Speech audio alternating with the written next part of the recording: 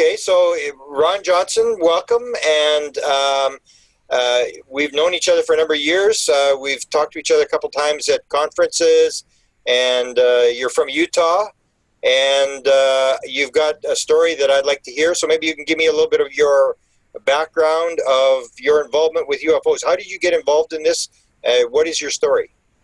Well, my story, it started back in California when I lived back there in 1968. I went out and spent the weekend at my uncle's horse ranch just outside of Riverside. Okay. And that night I had an encounter. I had a being show up in the bedroom that I was sleeping in. And that was when my conscious memories started. And what kind of being did you encounter? It was I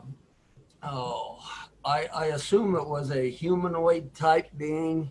He was probably about 8.5, 9 foot tall. Wow. Yeah, the house that my uncle had that I was staying in had 8-foot ceilings. Okay. And the being was kind of slumped over, standing next to my bed. He had a real tall, pointed chin, large black round eyes, 3 fingers and a thumb. Okay. Very bony looking, almost anorexic looking, kind of a pale beige or maybe a pale white color. Okay. And you were about how old when this happened? I was 14 years old. Okay. And was it a frightening experience or puzzling or? It was very puzzling and very frightening. Okay. It actually gave me nightmares. Oh, wow. Was there any communication from the being? Nothing. But there was a clicking noise that went on for about 3 or 4 hours afterwards. Wow. I laid in the bed, all the blankets were off on the ground at the foot of the bed, and I was just too petrified, too scared to get up and get them. Wow. I just laid there. And but like I said, there was a clicking about every 2 or 3 minutes. You'd hear a click, click. Sometimes it'd be in the room. Sometimes it sounded like it was coming from under the house. Sometimes it sounded like it would come from the other end of the room. Sometimes it sounded like it'd come from the living room, and just various places. It was never in the same location. Okay. So that's how it starts, and so through your life, have you had experiences after this first one? Oh yeah, it's pretty much my whole life. After that, I started having these paranormal experiences. I start leaving my body, having out-of-body experiences. Okay. I started seeing UFOs, and it's just one thing after another. Can you describe the out-of-body experiences? Like, what would you go places, or did you understand what was going on? No. At that time, I didn't know anything about UFOs, abductions, or any. It was very, very confusing and very, very frightening to me at that time. It was almost traumatic for me. But it was in 1975. I keep a journal of everything that happens to me. Is that right? Wow. And I go back clear into the 1970s on this journal. But one night, it was in 1975, I went to bed, and as soon as I got into the bed, as soon as I laid down there, I became paralyzed. Okay. I couldn't move. And then the next thing I know, I raised up out of my body, and I was looking at my body from up above. Okay. And then I came back down, and I stood right in the middle of my bed, and I was standing right through my body as it laid on the bed. Wow. And I was panicking. I didn't know what to do. I didn't even know what was going on. I didn't know if I had died and went to hell or what. Wow. But I tried to grab my body with my hands. My hands would just go through it. And it was terrifying. And then all of a sudden, it was like a big bright light started coming through my bedroom window. And then it was like a portal on the one wall opened up. And I could look into, I don't know what it was, another dimension, something, but could have been inside of a craft. I don't know what it was. But Can you describe what the portal looked like? You're describing a portal. So what did it actually look like, the portal? It looked like oh gosh, the best way I could describe it, it had like it was like kind of reminded me like a cave entrance. Okay. And it had like a thick border. It's like the wall, where the wall met this Okay. opening. Yeah. It like puffed up right around the opening. And anyways, I was looking inside there, and there was these little beings in there. There must have been 20 of them in there. Wow. They were all looking at me. Fascinating.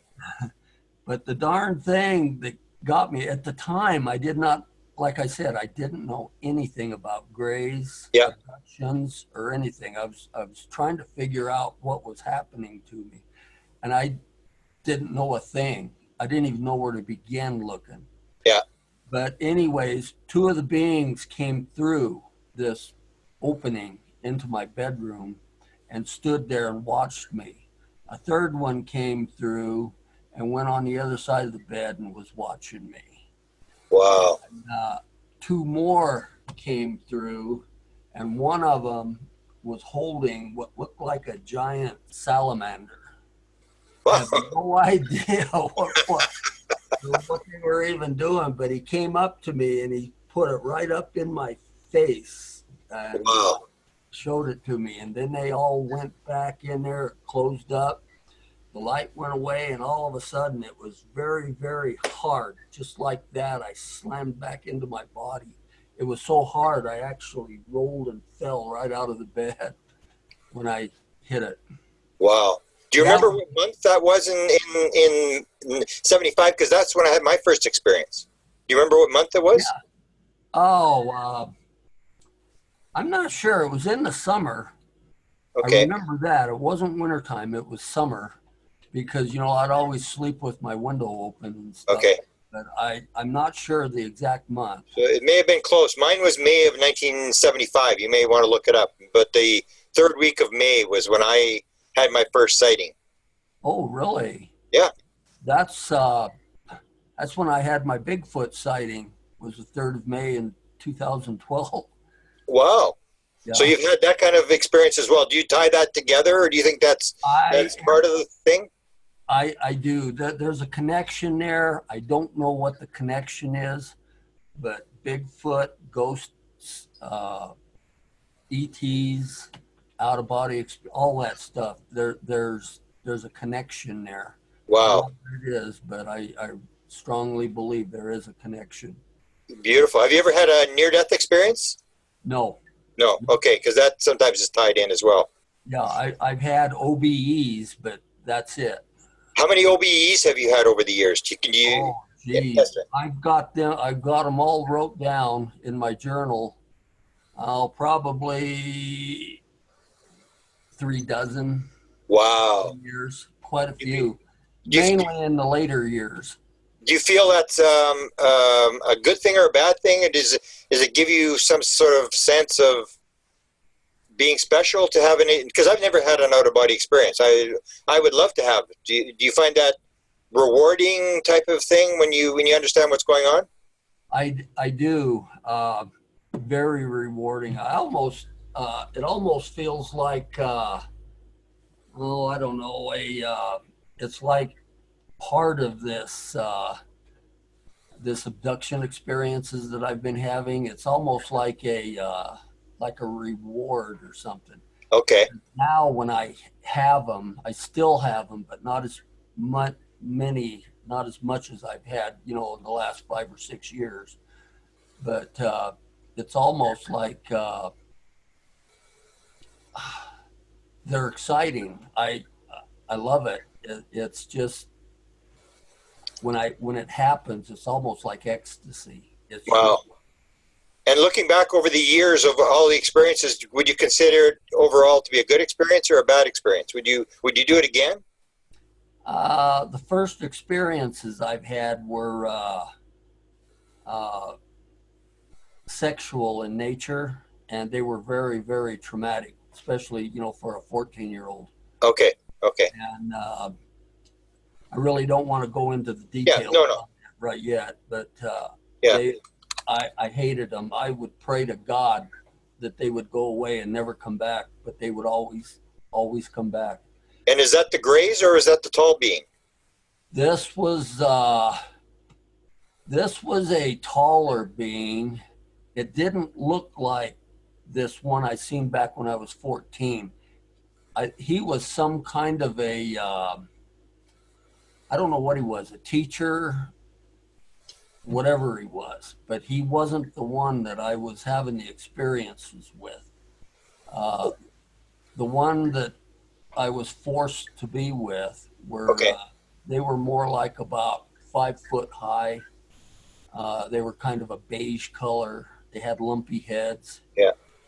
At first, they were bald, and then as the years went on, they became had Yeah. hair would become on their head. And, Okay.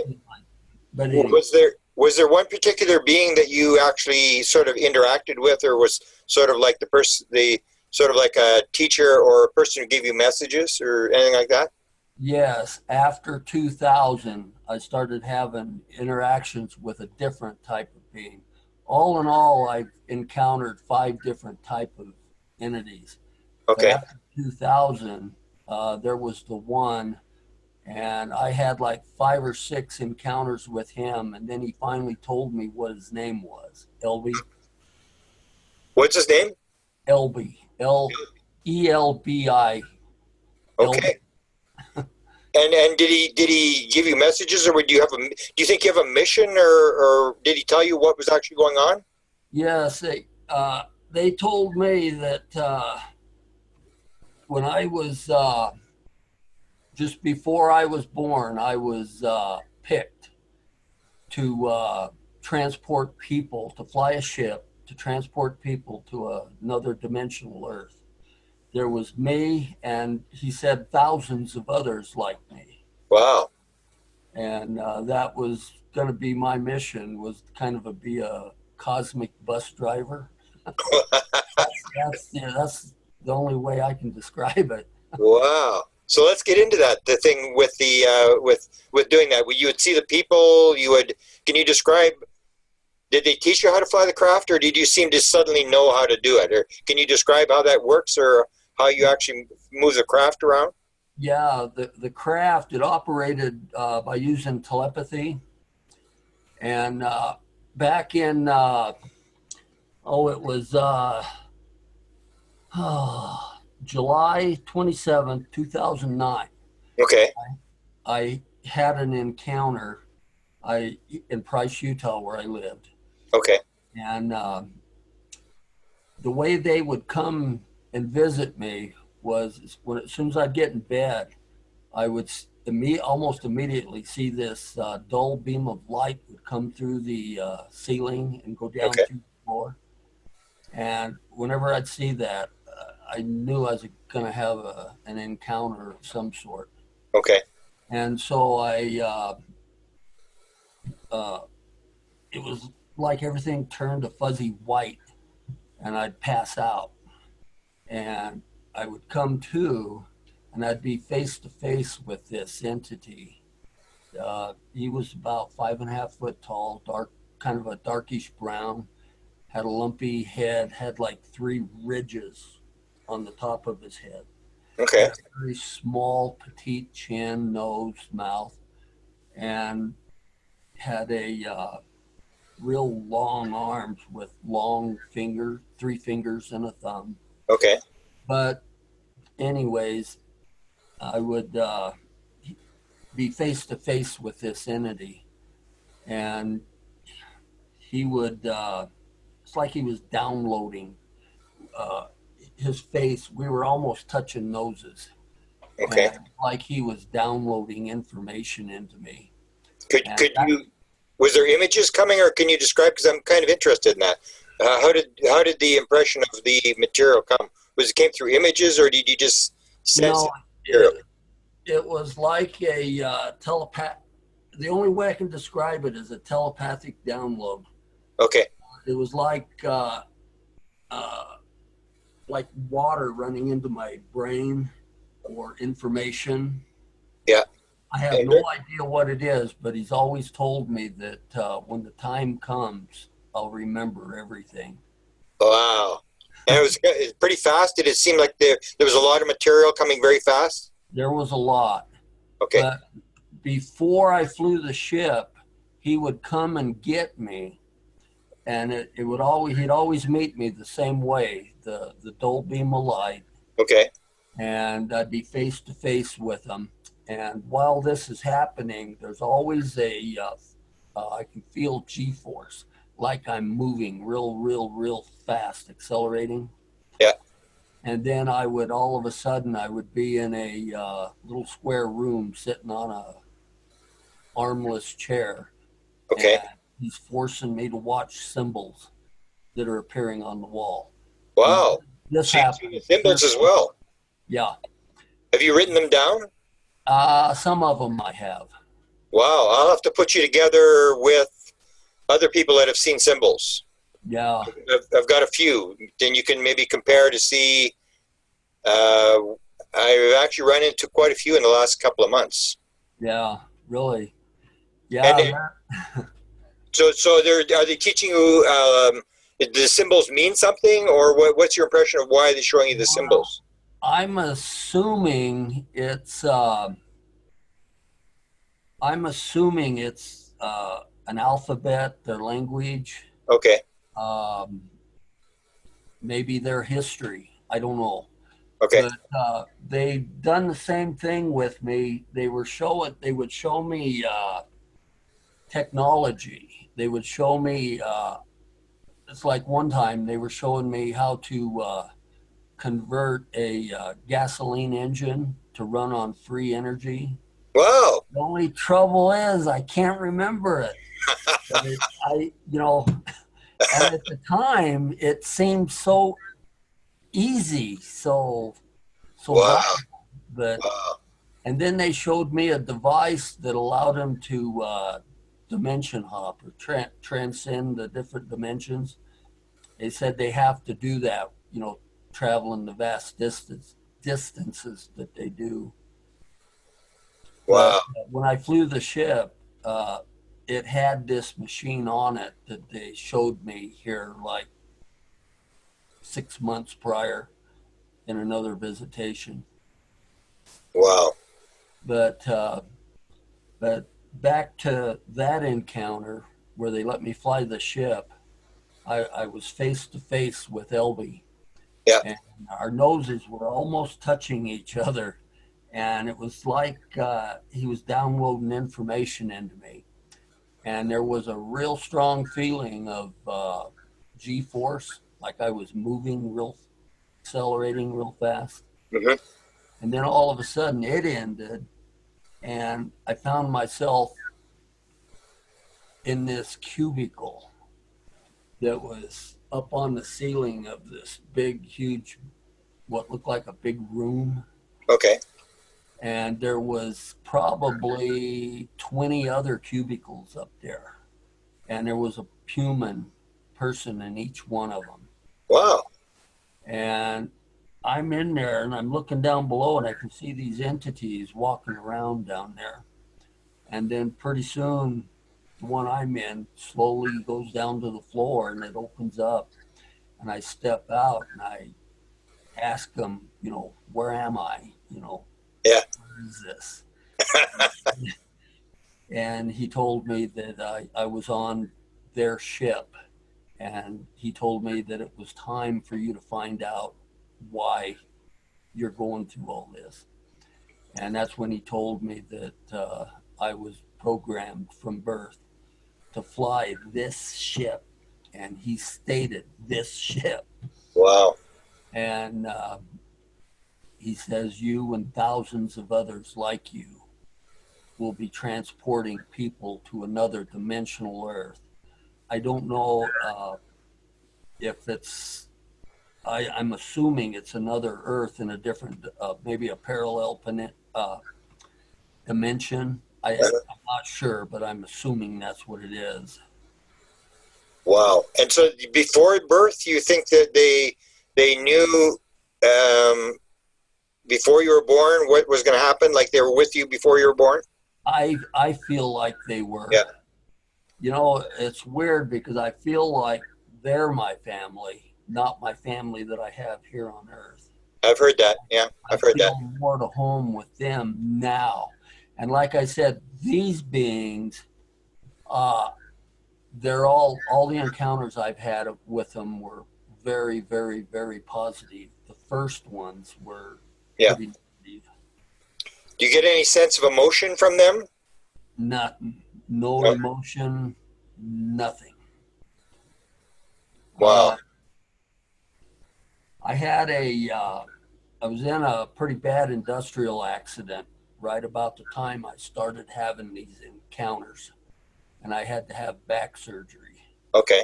And in this accident I had, my left leg was totally paralyzed, and I had to lay that way for like about not quite a week before I could have my surgery. Yeah. And right after that, these started having these encounters. And in one encounter, I was asking them if they could help me, you know, because I couldn't dress myself. I had to have help. I couldn't even put my Okay. on. Okay. And it was the most wonderful thing. He had me on this table, and I don't know what he was doing to my back. It felt like he was inside my spine.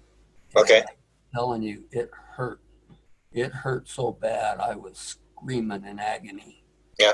And I was praying for stop. I was begging him to stop. I couldn't handle it. And all of a sudden, then when he finished, and when I woke up after that encounter, the weird thing about it was I could get up right out of bed without any help. I could put my shoes on. I could dress myself. I mean, it was almost like I consider it a miracle. Wow. Even though he hurt me real bad, and he didn't seem to care. It was just a part of what he was doing. Wow. There was no emotion there at all. It was like tough. You know, you're just going to have to bear it until I'm done. Yeah, there's a number of people who will have to put you in touch with the people who have been healed as well. There's a number of people who have reported similar to yours, a healing where they actually helped out. So, yeah, very interesting. But I apologize for keep going off on these different tangents. No, yes. Have you ever just thought about writing a book or publishing your stuff? I am Todd Wilcox, the one that you did an interview with a while back. He wants to go in with me, and he wants to write a book on my. Oh yeah, it's a fascinating story. Fascinating. It's and a lot of in-depth knowledge or recollection of what's going on. It's like they've. And do you think that is true that they've given you the ability to remember what's happened? Somewhere down the line, I'm sure I will remember it, but I cannot remember it right now. Yeah. These experiences that I've been having recently, I can consciously remember every one of them. Wow. And what are they doing now, do you think? What's the nature of the last, say 10 events that you've had? Is it changed from early on? Pretty much the same. They basically told me that the physical contact is going to pretty much stop, but I will be coming to you in a dream, and I will talk to you as a wolf in your dreams. As a wolf? As a wolf. Wow. And I've had many, many dreams where he came to me as a wolf and we'd have conversations. Wow. Are you able to interact? I mean, are you able to ask questions like think about something and I am, yeah. yeah. Hmm. Wow. But Fast. back to the flying the craft. Okay.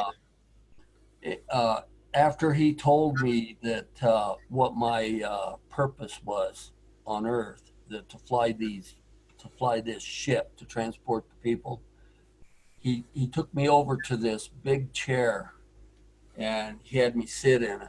Yeah. And I'm looking around. This ship was beautiful inside.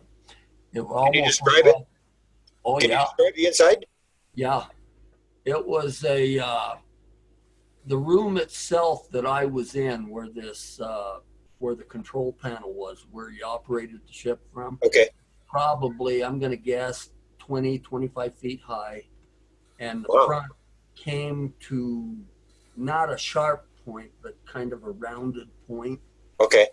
and it looked like it was made from a real shiny, either a black plastic or possibly a black ceramic material. Okay. Very, very shiny, very smooth. And I remember I was looking around everywhere. No seams, nothing. It looked like the whole entire ship was injected mold, made Wow. injection molding. Yeah. Yeah.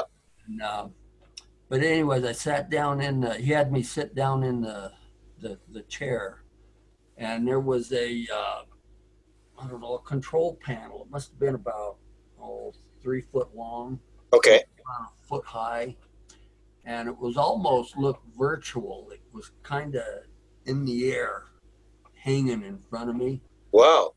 and these symbols would start to appear on this panel. Okay. But before I did anything, there was in the armrest there was holes on both armrests and Okay. a long and deep impression. And he told me I need to put my fingers in those holes and lay Okay. my arms in the depression on the arms. And so I did. And what was weird is, looking at that table, or excuse me, looking at the seat I had sit in, it didn't look very comfortable, but Yeah. man, it was like it fit me perfectly. It fit Wow. my fingers, it fit my arms perfectly. Wow. And as soon as I put my arms and my fingers in those depressions, the whole front of the ship just opened up, and I could look outside. I could see outside into space, and I Wow. could see the Earth off, was a little ball off in the distance. Wow. And we were just sitting there and I was watching it. It was awesome. It was Wow. beautiful. And I asked him, I says, what am I supposed to do? And he says, it's all inside you. All you have to do is think and the ship will respond. Wow. He says, what do you want to do? He asked me. And I says, I'd like to go out into deep space and see the Milky Way galaxy from a distance. Okay. And he says, okay. He says, before we go, he says, I want to warn you, you're going to feel G-force right at the very first until we start to transcend the dimensions. Okay. And he says, up until that time, it's going to be very uncomfortable for you. And so, okay. And so I thought, let's go out in deep space. I want to see the Milky Way. And all of a sudden, man, it was like a roller coaster ride from hell. I couldn't stand it. It was too much. It was unbearable. And it only lasted maybe a second or so. And then it was gone. And then he told me we were going to start transcending or dimension hopping. And he says, you won't feel any G-force then. And it went away. And we started ding, ding, ding, ding, ding, ding, going through the dimensions. And like I said, it only took maybe a second or so. And all of a sudden we come to a stop and we're way out in space somewhere. And I'm looking at the Milky Way galaxy and you can see it out there. Oh my It was goodness. awesome. Loved it. Wow. You must It have felt was, honored to be able to do that kind of stuff. it is. I do almost feel like it was like a reward. That's what it felt like. Wow. And but these cubicles that they had me in, they told me that we humans, we had to be in them, or he said, you know, you would die Wow. if you know you wasn't inside them. So I assume it has something to do with the quick acceleration, or Yeah. Did you get the sense that the craft was alive, or was it? Did you sense some people report that? I'm gonna say it didn't really. It kind of sort of felt like it was alive because I could feel it was a part of me. It was almost like an arm or a leg. Okay. It it's weird. The only way I can describe it is it belonged to me. That's how I felt. I don't know if that's the Yeah. right analogy to use, but Yeah. That sounds what people have described. And in terms of the other, was there other examples where you used your mind to say go someplace else, or how quick was the reaction when you thought something? oh God, it was immediate. It was almost, it would almost happen as soon as I would think of it. It was happening. Yeah. It was that quick. You know, they always say there's speed of light, Yeah. speed of sound. Yeah. This was like the speed of thought. Wow. It was that quick, that fast. And Wow. you know what's weird is I was in but one of Barbara Lamb's abduction support groups years Okay. ago, Yeah. and there was a man from Casper, Wyoming there, and Okay. talking about his experience. They would take him and his young son, and he was having a real tough time dealing with this. Yeah. And he was describing exactly the same things that would happen to me. Yeah. And after the meeting, I was out in the foyer going back to my motel room, Yeah. and he stopped me and he told me, he says, this flying the ship, transporting people, he said the same thing has happened to me. That's Wow. what he told me. And he says, I have seen you. He says, I have to let you know. He says, you were in two of my abductions. Wow. Seen you. And I think, holy cow. I couldn't believe that. It just, all it did is just kind of verified things for me. Kind Yeah. of. Have you had encounters with other people? I mean, have you seen the people that you're transporting, or something? Some of them I have.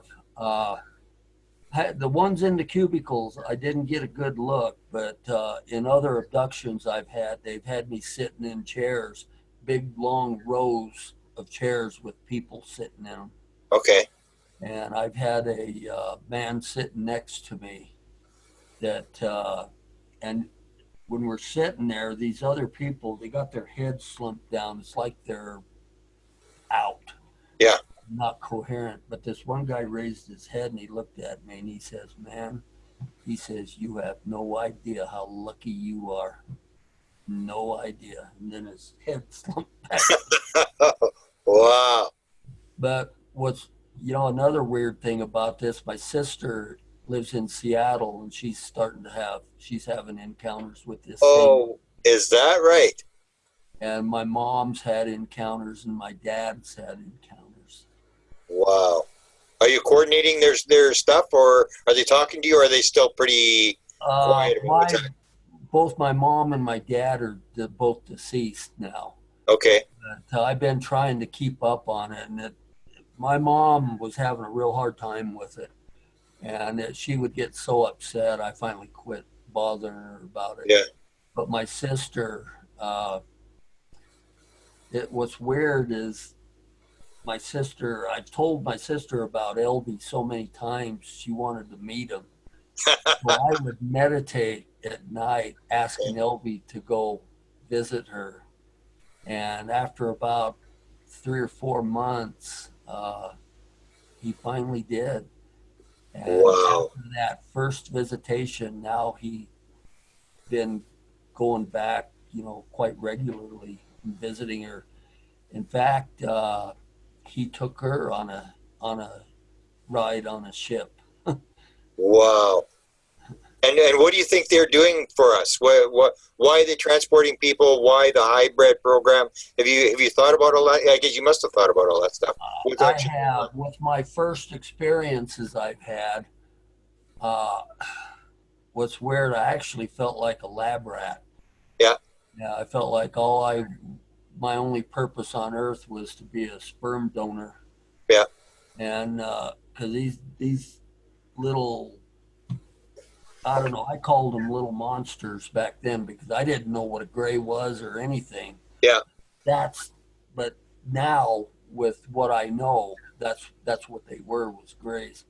They would come into my bedroom at night and do things to me. And do you think I know I've got kids out there. I feel like it because I have. Well, why do you think the kids are there? Are they putting them on another planet? Is that what you think's going on? Or what was that? what about the kids? What's your impression? Are they putting, say, these populating a new planet, or what do you think they're doing? I think they're populating another planet. Okay. That's what it seems like to me. I could be wrong. Yeah. They're so vague. They never tell you the whole story. They just tell you bits and pieces. And it's very vague. It's like they don't want you to know. Okay. And the people, have you had any impression about the people that you're moving?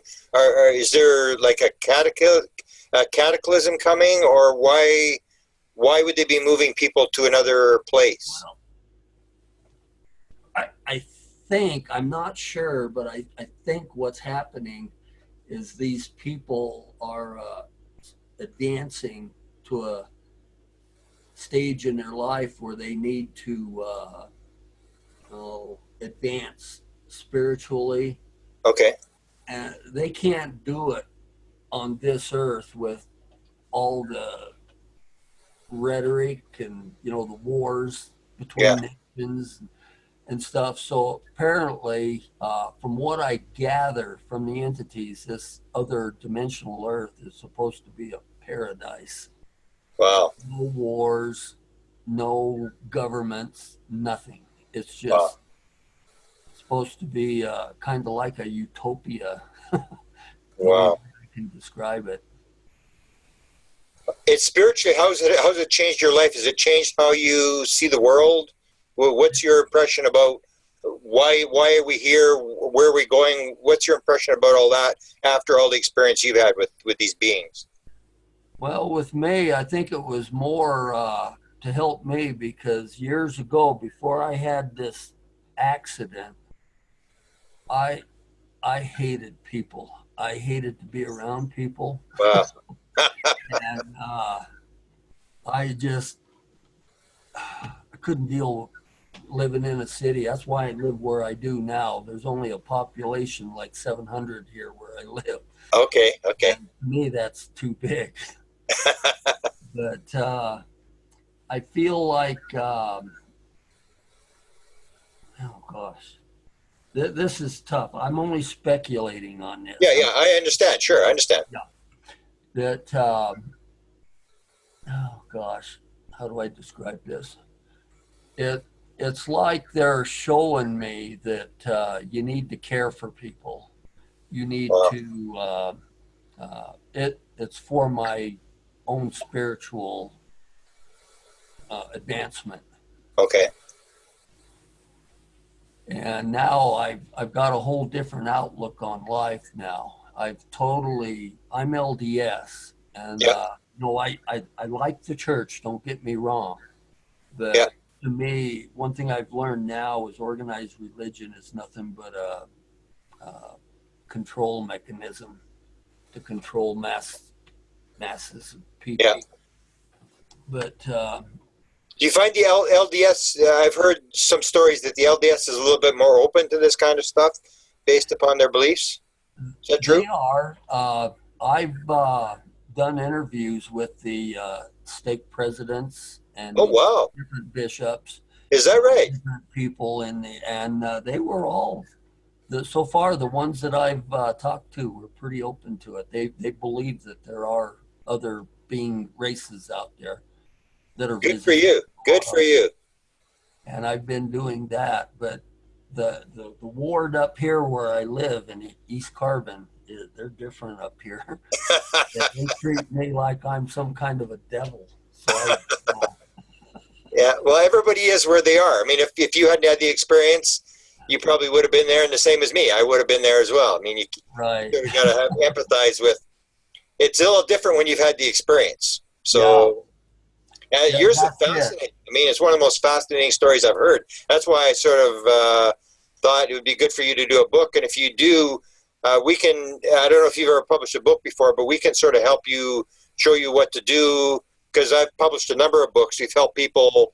If I get somebody with a real good story, we'll do whatever we can to help you get the book out. Because it's one thing to write a book; it's another thing to get it published. And you can self-publish it, and there are tricks to it, and we can sort of show you some of the tricks. Unless the guy that you're working with has done books before, but we're willing to help you with everything and lead you, grab you by the hand, and show you what to do. And because yours is a fascinating story that I think people should know. Yeah. I need to. I've got everything wrote down from 1968 up to here. Everything that's happened to me. I'll have to send you a copy of it. Yeah, and whatever you need, if you need, even of us to, I don't know if you need help with formatting, with setting it up, we can do this kind of stuff very fast. Because once you've done, the first book takes you forever. The second book takes you half of forever, and the third or fourth, you start to know what you're doing. And it becomes very fast. You can do it very fast because you know all the things to do. So we are willing to help you, whatever it takes to get the story out, help you advertise it, show you where to go, how to get your story out. Because is that part of what they've told you? Do they expect you to tell people the story? Do they want you to sort of share it? I believe they do. I've often been wondering if I was supposed to keep quiet about this. And for years I kept quiet about it. Yeah. And I think it was right after I had the encounter when I lived in Honolulu, Hawaii. I started getting this feeling that I need to talk about this. I need to be open about it. It was just something inside me was pushing. So I started to do radio interviews, newspaper interviews, stuff like that. But I felt so awkward at it. Yeah. I'm a terrible speaker. I really am. I couldn't talk my way out of a paper sack. Well, you've told a pretty good story tonight. I mean, you've gotten across the point, that's for sure. That's just part of the whole thing. Wow. I did an interview with Tracy Austin Peters, and to tell the whole thing, it took me 13 and a half hours, 3 days. Wow. Oh, my goodness. I'll have to hear the rest of the story then. Yeah, she put me in her book, but she only put one account. She didn't want to mess up. She says, you need to write a book. And I agree. She kept a lot of the stuff out of her book. Have you been approached by other people to tell you their story? Yes, I have. I've actually been running into people a lot in the last 5-6 years. Wow. That, they don't know who to talk to. And I said, well, talk to me. I've got 2 good ears. And I can point you in the right direction. And good for you. What I'm doing. Yeah, that's the thing. Is people need support. You need, like the guy from Casper, you need some support where you sit in a room. I had a group here in Winnipeg. I had called it Experiencers Anonymous, almost like an AA group, where you can sit in the room and sit there and listen. Nobody's going to ask you, what's your story? You can sit there for 2 years, and suddenly someone will tell your story, and you'll go, oh, my goodness, I'm exactly where I'm supposed to be. Because you never know. You keep thinking you're crazy, and until you hear somebody who tells your story, and then you know it's for real. This isn't and Yeah. so I'm glad you're doing that, supporting people, because a lot of people are very, very, especially as you explained in your first encounters, it's very traumatic when you don't know what's going on. Yeah. And they're grabbing you, and you think that you're like a lab rat.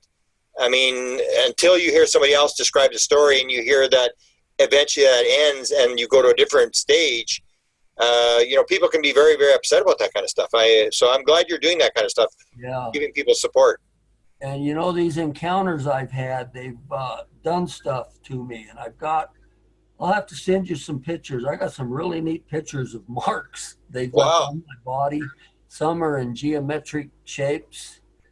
Wow. I've got pictures and all kinds of stuff of them. So Well, I've got some evidence to back me up. So wow.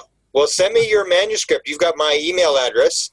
I do. And let me know what your plans are for the book and how I can help you. We can do almost everything you need done, because you need editing, you need people to format it and stuff like that. We can show you how or help you do it, and get you to the next stage where it's all there, even for history. Because I sort of look at it, I don't know if you look at it the same way, but it's almost like you're in the like a Super Bowl, where everybody's living an ordinary life, and you get to be out there looking at the Earth from a point and going to look at the Milky Way and stuff. Where who gets an opportunity to do that kind of stuff in their life? Like literally nobody. So to me, I always see myself as very sort of honored to be in this game, even though I haven't had the experiences you have had. Yeah. I still say I'm pretty lucky to have been in this.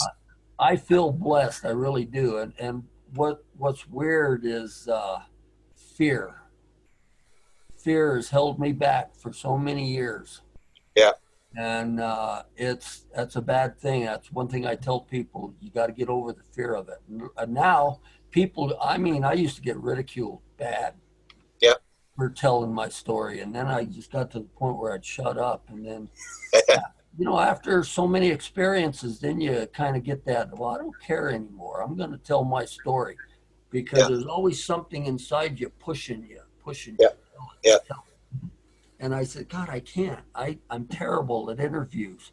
I sound like an idiot sometimes when I talk on the radio. Yeah. And and once you get past that fear, then things start going a lot more smoothly for you. Wow.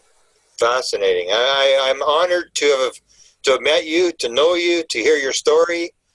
And once you send me your manuscript, I may probably want to do another interview with you,